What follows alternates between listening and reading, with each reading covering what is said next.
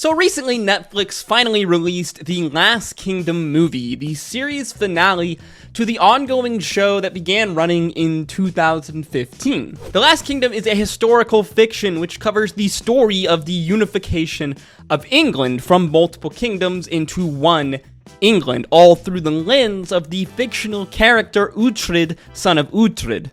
Now, if somehow you weren't aware, Viking shows and movies are super in right now, and The Last Kingdom is in many ways just as much of a Viking show as it is an English history lesson. Which really does, make sense, seeing as English history and the land that we know as England was harried by Viking raiders all throughout its early histories. Hell, at one point even around the year 1018, England would be ruled and conquered by the Danish king Canute. Like we said, the story follows Uhtred, son of Uhtred, heir to the kingdom of Bebbanburgh in Northumbria in the northern reaches of England, modern day England. Uhtred's story is interesting as due to unfortunate circumstances, Uhtred is raised by Danish Viking invaders. Thus, he as a man finds himself stuck between two cultures and two ways of life, his Danish pagan upbringing clashing with the Christian values of the rest of the kingdoms of England. Interestingly enough, I actually became aware of The Last Kingdom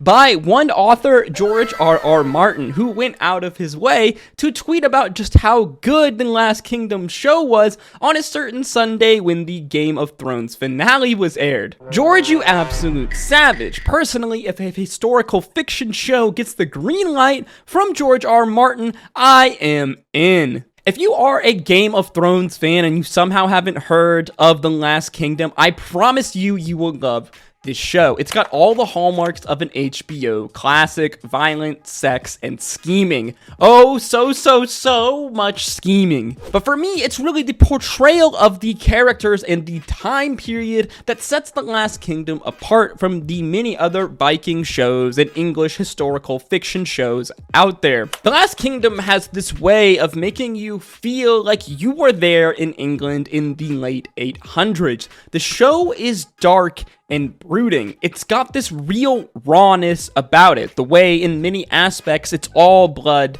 and mud and just classical medieval chaos. The show has this way of capturing the time period so well, from the acting to the writing, the costumes, the hair, even the way the characters speak. Through all of these factors, The Last Kingdom has this way of making characters feel real more than almost any other show of this type. It never really feels like I'm watching an actor from the 21st century dressed up in armor or speaking in a funny accent, portraying a person from ancient times. It feels like I'm watching the actual person from the time period, which just immerses the viewer so much more than basically any other show that tries to do this. All of this historical fiction goodness is wrapped up in an expertly written and spun tale filled with lies, deceptions, and betrayal. Now, obviously, this is a historical fiction, so some liberties were definitely taken with many of the characters and their histories and their stories, but hey, that's just showbiz for you. What personally I found more interesting was how they portrayed these historical characters, such as King Edmund I or Ethelfled the Lady of Mercia. Each of these two characters are extremely important in English history in the formation of one unified England and the Kingdom of England. And then there's the battles. Don't even get me started on the battles. Most of the battles portrayed in The Last Kingdom actually did take place during this time period, and they are reconstructed using the historical information that was available. Now, obviously, this show has a lower budget than, Game of Thrones, so they were forced to shoot many of these battle scenes maybe a bit differently from how a show like Game of Thrones would shoot them, primarily by showing the sheer brutality of warfare at this time. The clashing of shield walls, steel on steel, the smell of blood and piss and fear in the air as men die in droves. The Last Kingdom is absolutely brutal in its portrayal of ancient warfare, which, does make sense, seeing as this show was adapted from one of the best historical fiction writers in the game right now, Bernard Cornwell, an absolute master of ancient warfare. In totality, The Last Kingdom really does have the entire package. It does everything so well. Everything that Game of Thrones does well, it does better, but it's rooted all in our real-life world and history, at least in many aspects. Combined with its smaller budget, The Last Kingdom, I feel, captures this feeling of grittiness and realness that the Game of Thrones show only somewhat briefly touched upon. The Last Kingdom really does have it all, from drama to love to espionage and really everything in between. If you are in need of a Game of Thrones replacement in your life, please, please, please, please, please